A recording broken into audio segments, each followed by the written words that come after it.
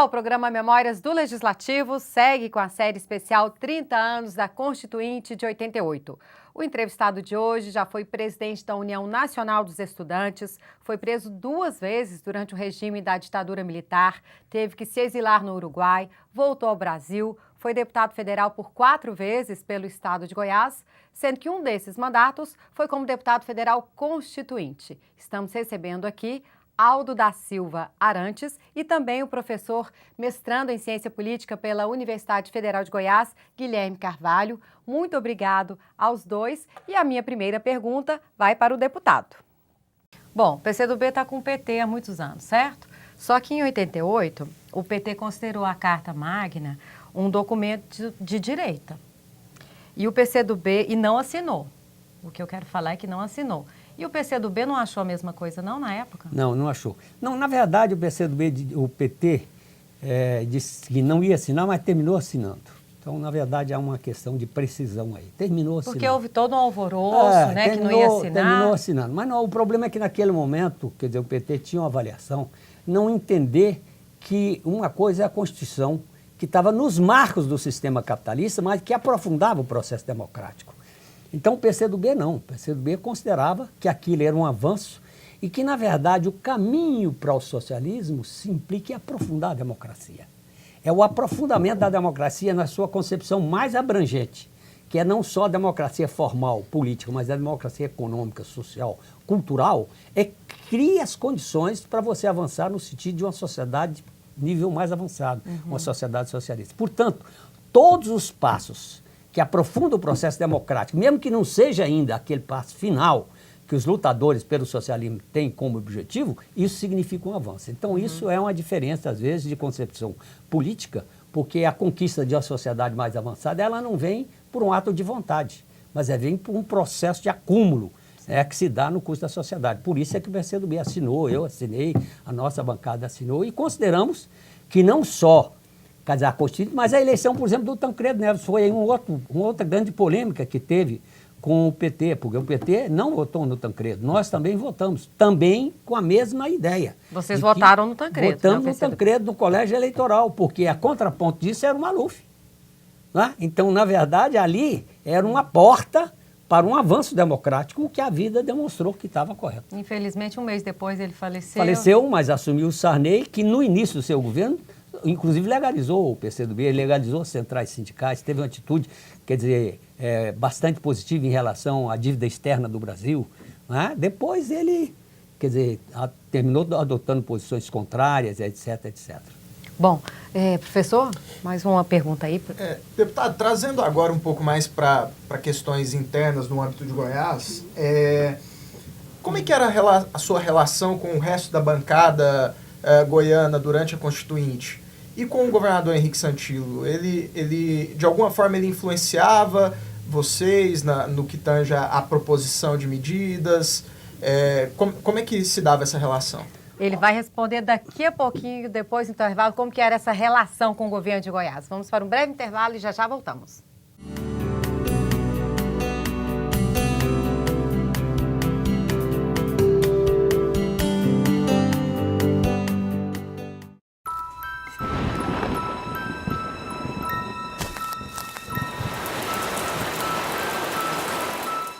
O Aedes aegypti, que transmite dengue, zika e chikungunya, não se reproduz apenas em pneus.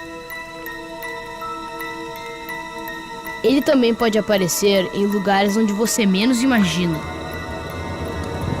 É preciso ter cuidado. Afinal, o risco pode ser sério quando se leva o Aedes na brincadeira. Era uma vez uma garrafa PET. Veio a reciclagem e a transformou em tecido, vassouras, madeira plástica e até casco de barco.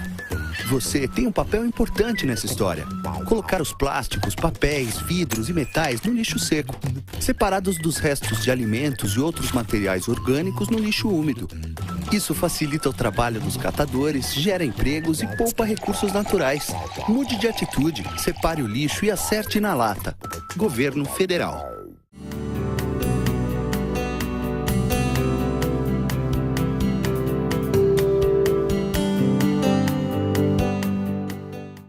O programa Memórias do Legislativo, série especial 30 anos da Constituinte, volta entrevistando deputado federal por 4 vezes por Goiás, deputado constituinte Aldo Arantes, e também recebemos aqui hoje o professor Guilherme Carvalho, da UFG, mestrando em Ciência Política, que havia feito uma pergunta, né, professor? Qual era a relação, né, dele com, no caso, com... a bancada goiana e como a bancada goiana, os deputados federais goianos, deputados constituintes, se relacionavam com o governo do Estado, né? Se houve algum tipo de influência do governo do Estado nas proposições dos senhores durante a Constituinte. Ok, vamos lá, deputado.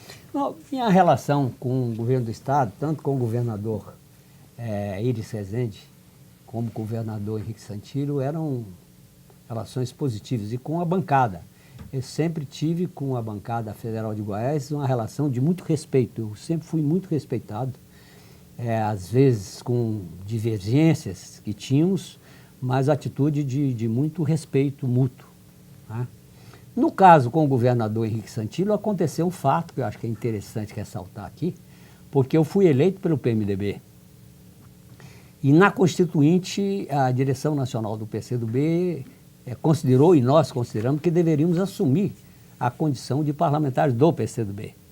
Isso gerou um problema aqui em Goiás, porque o governador Henrique Santillo não recebeu aquilo positivamente.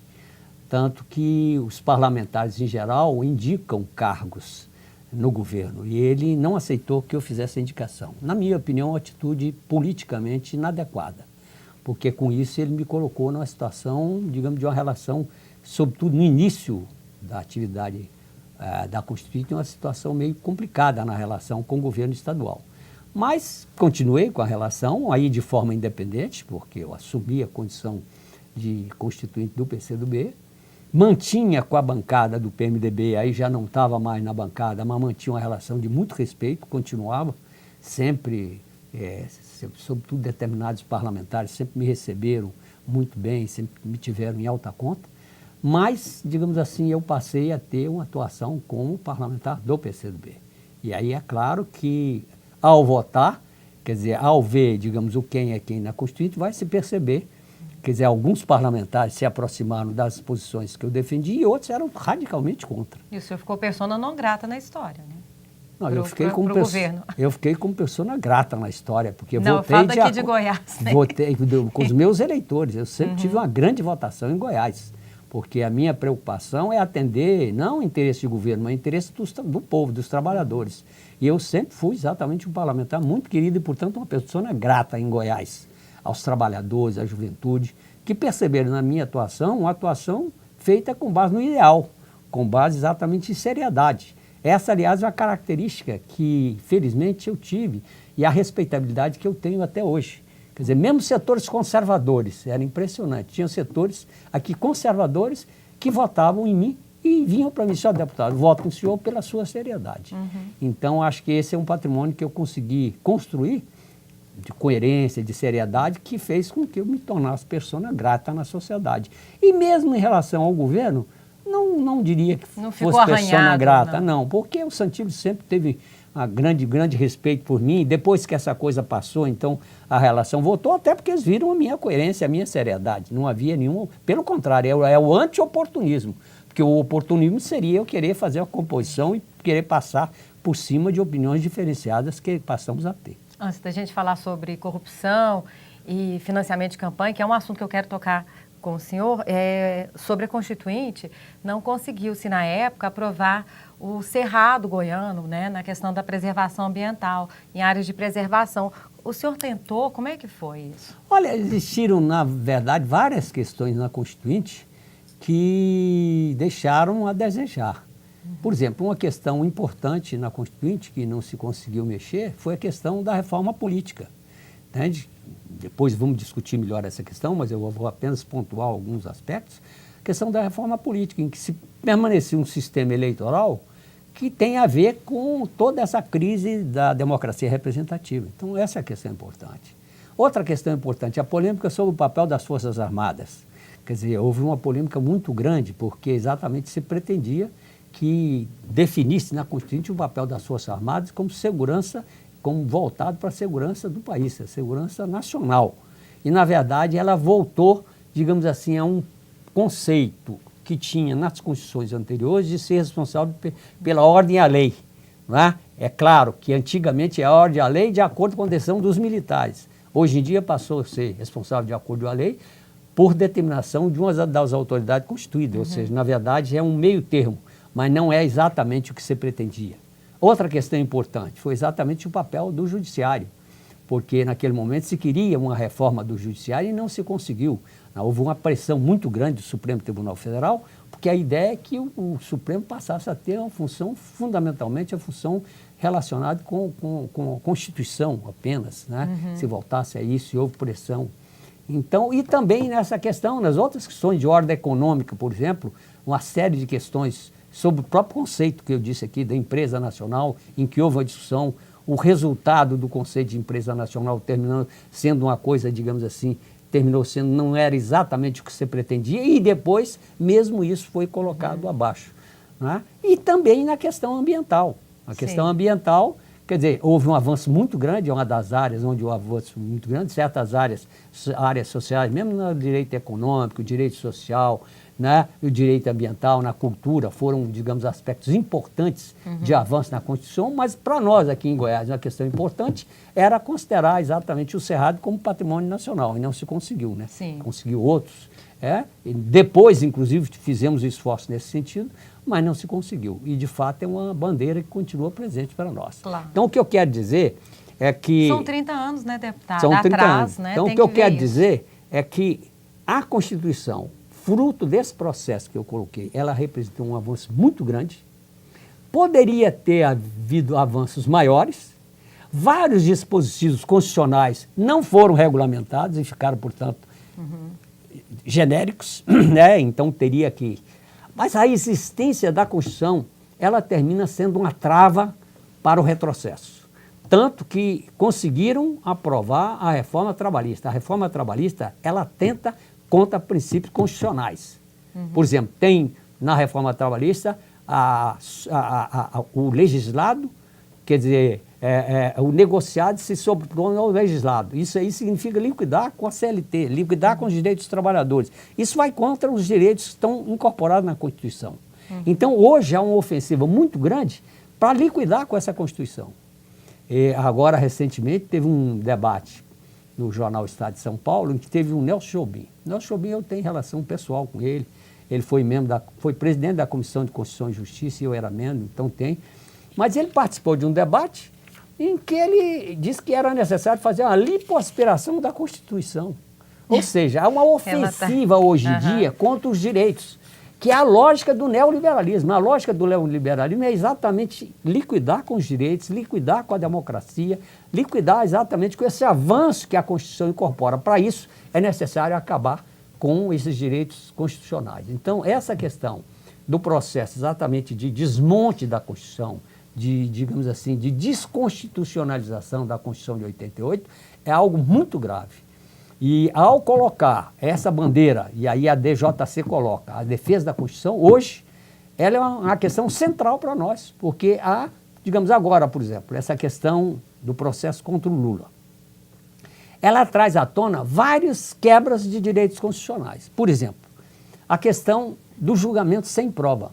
Quer dizer, a Constituição brasileira diz claramente, e o processo penal diz que você, para condenar alguém, tem que ter provas. No entanto, hoje há uma teoria, a chamada teoria do domínio do fato, que é defendida pelo juiz Moro, né, que na verdade se preparou lá nos Estados Unidos, ele e o Dallagnol também, dizendo que é possível você condenar apenas com indícios. Isso vai contra o espírito da Constituição. Mas tem as delações também, né? Pois é, mas delação não é prova, delação é indício. Então, na verdade, você tem que se ater, porque o que é a teoria do domínio do fato? A teoria do domínio do fato, ela foi utilizada no julgamento dos tribunais de Nuremberg, que era, quer dizer, você não tinha o Estado democrático de direito, é um Estado que é ditatorial, autoritário. Então, eles impuseram um julgamento na base da teoria do domínio do fato. Quer dizer, querem exatamente aplicar aqui. O Klaus Cochin, eu estou dando elementos, então me tragam elementos no sentido contrário. Klaus Cochin, que é um teórico, do direito, veio ao Brasil e ele desenvolveu a teoria do domínio do fato e ele disse o seguinte: é inaceitável aplicar a teoria do domínio do fato nas condições da democracia, que a democracia tem regras, porque aí você rompe com as regras do direito, você rompe com as regras. E agora também, a prisão do Lula, concedida pelo Supremo Tribunal Federal, quando a Constituição diz expressamente que você só pode prender se tiver o julgamento, quer dizer, final e última instância. Você não pode, a Constituição diz expressamente. Então, na verdade, está havendo uma quebra, está havendo um desmonte da Constituição e hoje, grave, que eu quero exatamente demonstrar, há um deslocamento político extremamente grave do poder que é inerente à democracia, que é a soberania popular. Numa democracia, quem deve decidir é o povo, através da sua representação. Há um deslocamento da deliberação das instâncias populares, e no caso do parlamento, para o judiciário. Esse é um processo também que tem curso no mundo. Hoje, os constitucionalistas mostram que o judiciário passa a ser um instrumento, digamos assim, de concretização dessa Constituição informal. O que é algo deletério e atentatório à democracia. É o que vocês tentaram mudar em 88, né? No caso, não dar tanto poder ao judiciário. Bom, a gente vai para um breve intervalo, deputado e professor também está com a perguntinha aqui, ó, preparada, e já voltamos com essa entrevista importantíssima aqui para os 30 anos da Constituinte. Daqui a pouquinho.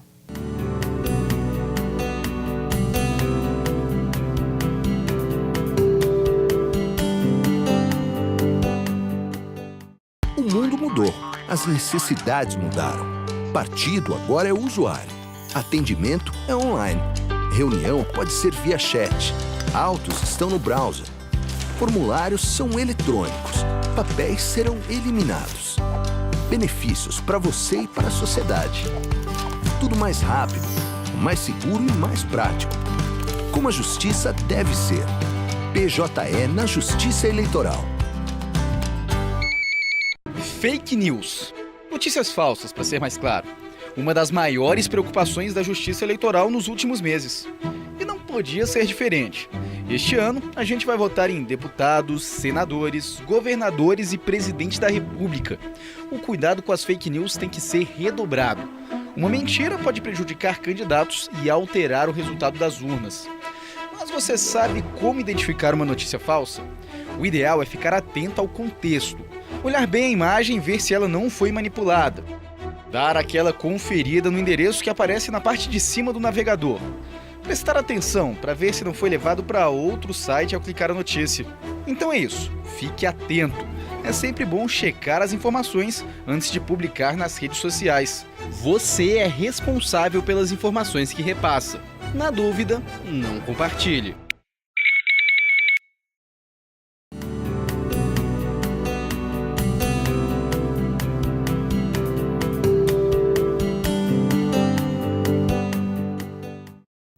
O programa Memórias do Legislativo volta entrevistando Aldo da Silva Arantes, deputado federal constituinte pelo estado de Goiás.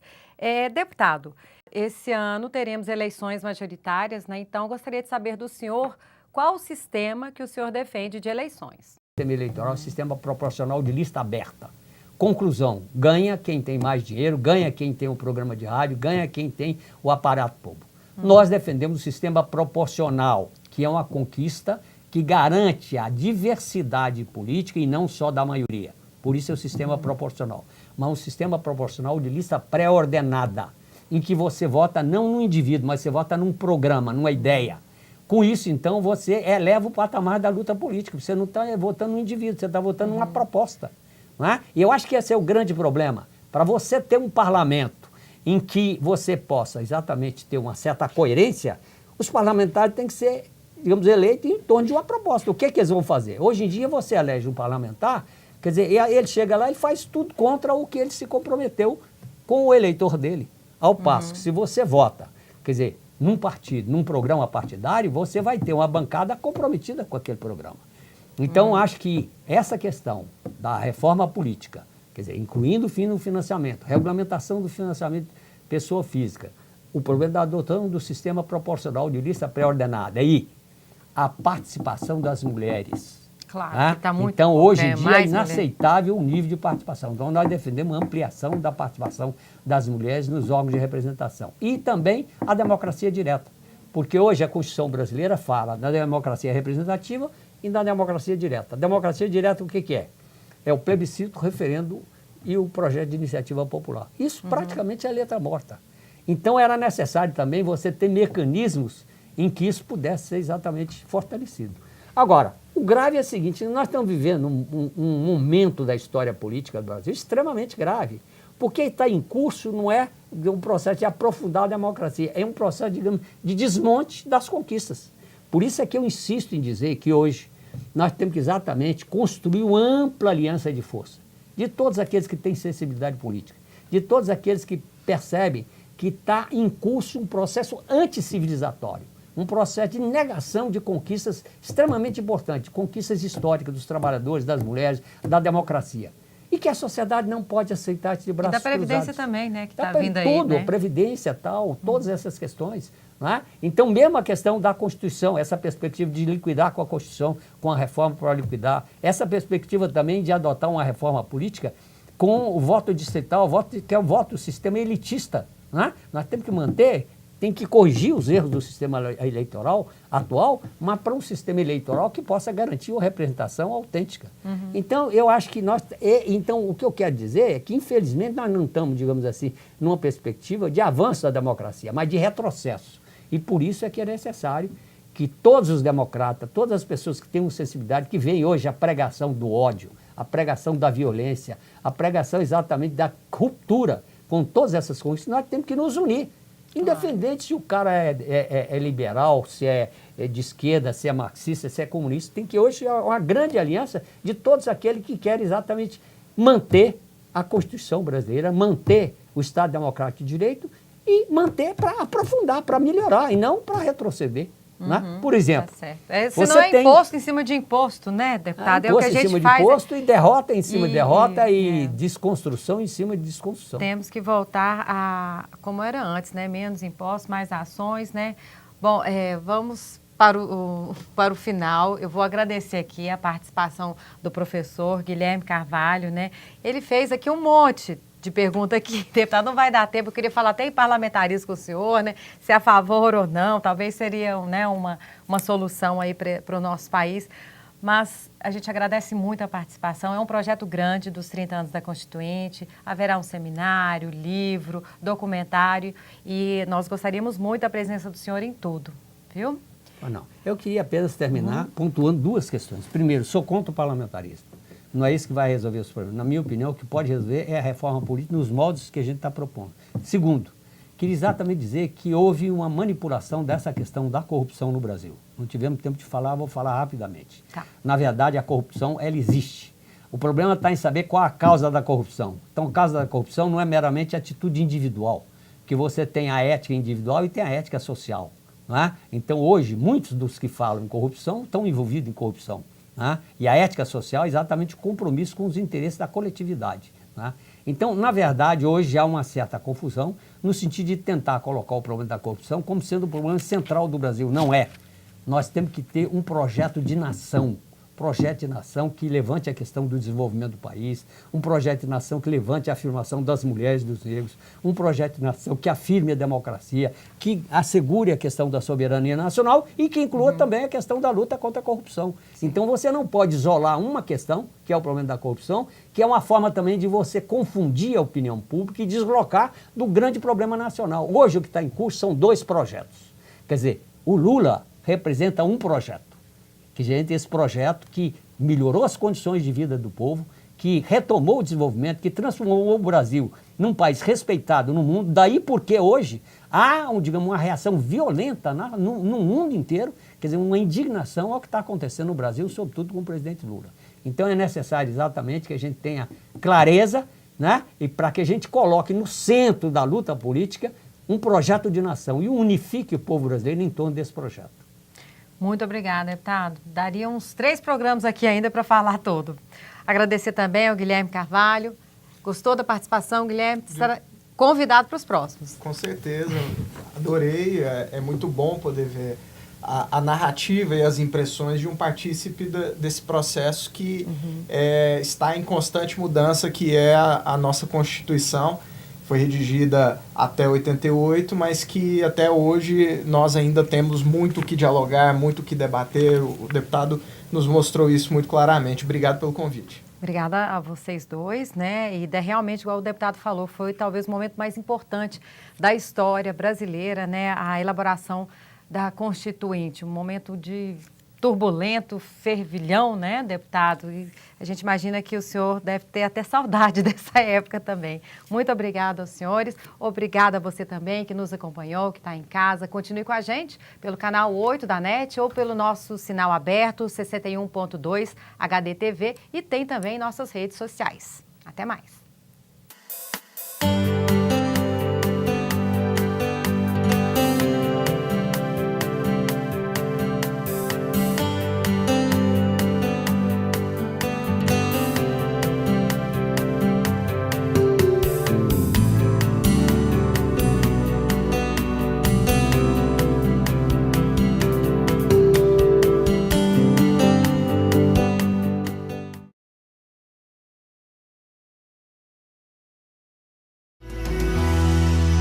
TV Assembleia. Informação com credibilidade.